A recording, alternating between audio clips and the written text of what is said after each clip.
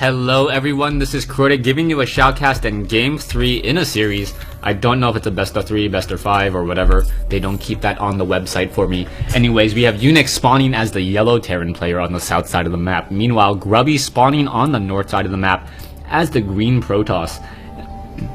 Thanks for watching, thanks for listening already. If you guys have not done so, I'm just going to give you a gentle reminder to subscribe.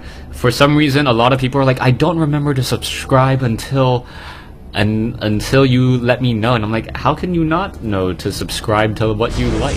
Hopefully you like what you're watching, otherwise you're just asking for more and more punishment. As Grubby doing a delay, or that looked to be a delayed, nope, that wasn't a delayed, that was your standard build. I got the colors confused for just a moment. Protoss naturally looks yellowish to me, so I was looking at 10 or 11, and yeah, not quite right. Unix now making his way over here. A very nice move by Unix, deciding to build a supply depot here. You may be wondering why that's the case. The reason why is, majority of the time, a proxy pylon will be placed here, here, or here if your opponent is trying to do some cheese on you. By placing down the supply depot over here, not only do you gain sight onto this corner, and in addition, any drops that may be coming into the north side, you also deny the ability of your opponent to warp in a gateway. Gateways are rather large buildings, they have large footprints, and by putting in the supply depot here, a gateway obviously cannot be placed there either, so you deny one of the possible two locations for that gateway and a zealot rush. Marines are going to be trained as a refinery now being placed down by Unix. Once again, standard play, nothing out of the ordinary.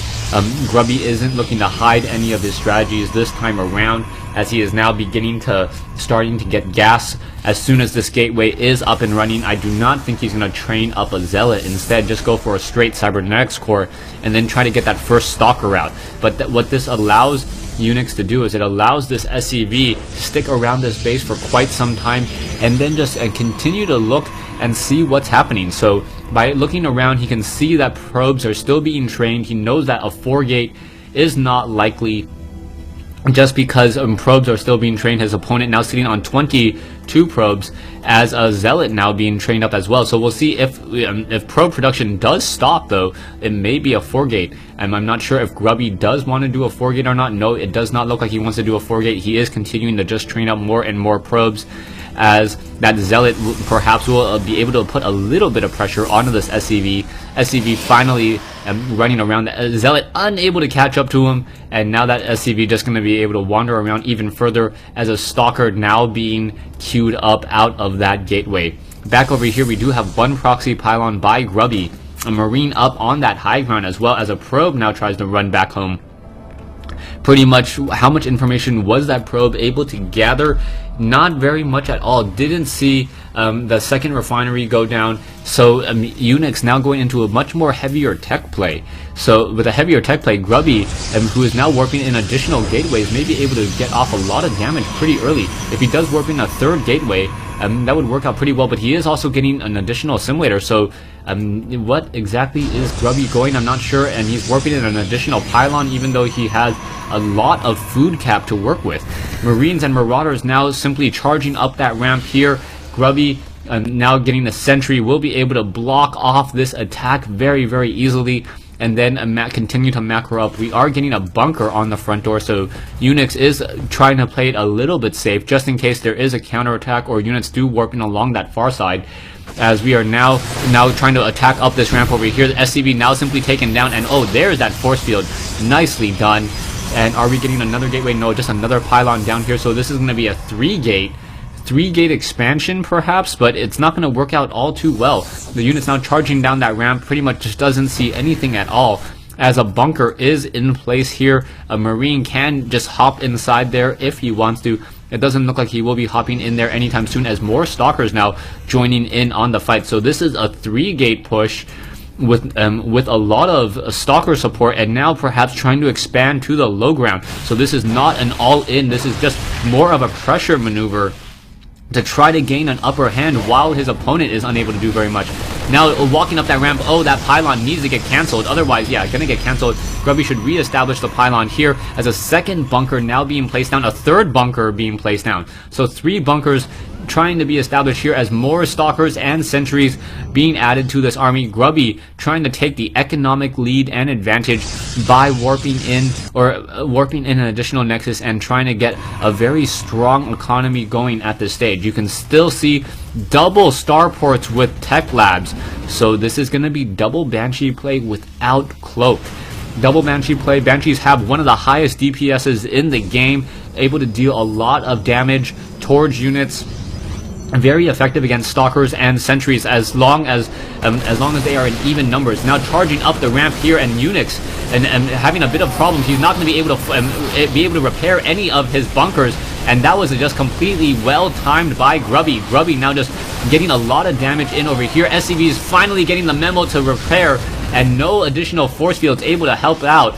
But Unix losing a lot in that engagement there, but Grubby also losing a lot. But all these SCVs are currently not mining, and by not having those SCVs mine, that is going to be a bit of an issue as well. So even though it looks like the resources lost were much heavier for Grubby, just because the units were not being mined. And oh, Zealots once again charging up that ramp. There's another force field there. SCVs not even bothering the stalkers.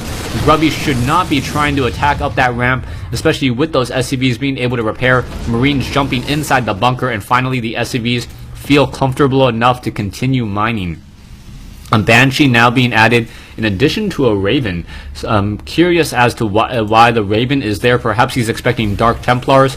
He could have gotten cloaking research. The cloaking research would have worked out pretty well. You can see that Grubby is heavily invested in this build so far, but a robotics facility is already down, and it looks like an observer is already along its way.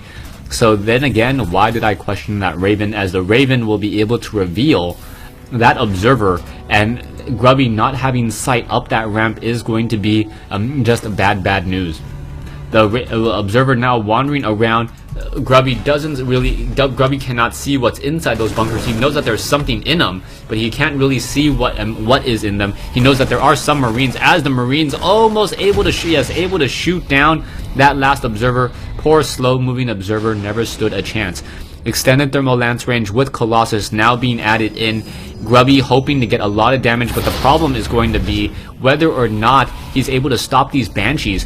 3 Banshees deal a significant amount of damage, 60 damage per second. So I believe that means after 5 seconds, it's able to shoot down and 1 Colossus very quickly. So 5 seconds to destroy a very expensive unit, and unless he has the stalkers to act as support, it's going to be very difficult. We also have that Raven, so that Raven with a point defense drone is going to be able to intercept a lot of the attacks from those particle disruptors on those stalkers.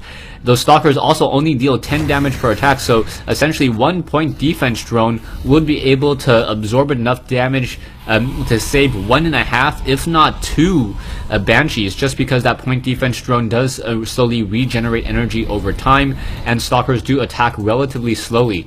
Only difference is that those sentries are going to be able to shoot it down, since the sentry attack is not a missile attack. On the move, Banshees, Marines, Marauders looking to move out. No medevacs in this group just quite yet, and the Banshees are tightly grouped together.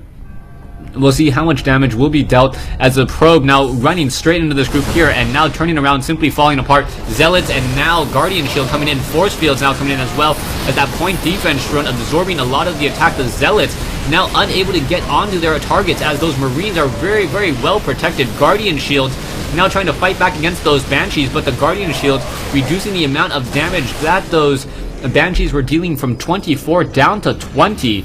And that's what saved this sentry and kept him alive. So we are getting another Colossus now. Looking at the losses for Unix now slightly higher, but not by much. Income-wise though, Protoss, Grubby has such a strong advantage at this stage that well, SCVs are also in the process of being transferred, but there's only 32 harvesters compared to 60, so that is a very big difference. Phoenix is now being added to the army, and the Phoenixes will be able to absorb a lot of damage and perhaps start delaying. So the Viking, however, is going to be able to get a lot of damage onto that Phoenix, and now a Viking versus 2 Phoenixes, and not going to work out all too well, as the Banshee or the Phoenix now trying to move away and get some damage off. The Phoenix able to survive at 6 hit points and now slowly regenerate those shields. In a one-on-one fight, a Phoenix does beat a Viking. I have tested it. If you don't believe me, try it on your own. The Phoenix does beat a Viking if they are even in upgrades. Phoenix now moving out, and this Phoenix is, in addition, moving out the factory now, trying to move away. And there is a decent number of Phoenixes, so those Phoenixes are going to perhaps get some damage onto those Vikings. And if the Vikings are not micro, they will be fighting against the Phoenixes instead of trying to shut down those Colossi. The Phoenixes have 180 hit points, and they also take reduced damage from those Vikings, so that is significant. What, 28 instead of 20 damage? So essentially, if I'm doing my math correctly, I think a Phoenix almost takes the same amount of rounds of attack as a Colossus does for a lot less, and was able to absorb a lot of that damage. And now in come the Phoenixes. Phoenixes going after those mules and just shutting them down, and now evening up the economy even further. Stalkers now coming in as well. Guardian shields, force fields now already in position. The Marines and the Marauders not going to have a very easy time at all as the Phoenixes are backing off. SCVs coming off the mineral line, and now Guardian shield doing a great job just preventing a lot of that damage. The Phoenixes going after the Vikings as they should be, as the Colossi, 3 Colossi just simply mowing over the rest of this Marine Marauder army. The Stalkers, however, need to be careful. If the Stalkers get shut down, the Vikings are going to have their way, and you have to be careful. The Stalkers now need to finish off the Vikings, as there are now more and more units coming in. The Stalkers, there you go, there's the GG coming in from Unix, so perhaps these games are cast out of order. But then again, it keeps me on my toes, so I don't know who has the advantage. So yeah, I guess this series 2-1 in favor of Unix, but cast out of order. That way, hopefully you guys did enjoy the game. Thanks for watching. Thanks for listening. I hope you guys enjoyed this 1v1 replay between Grubby and Unix here in the Xel'Naga or here on Xel'Naga Caverns.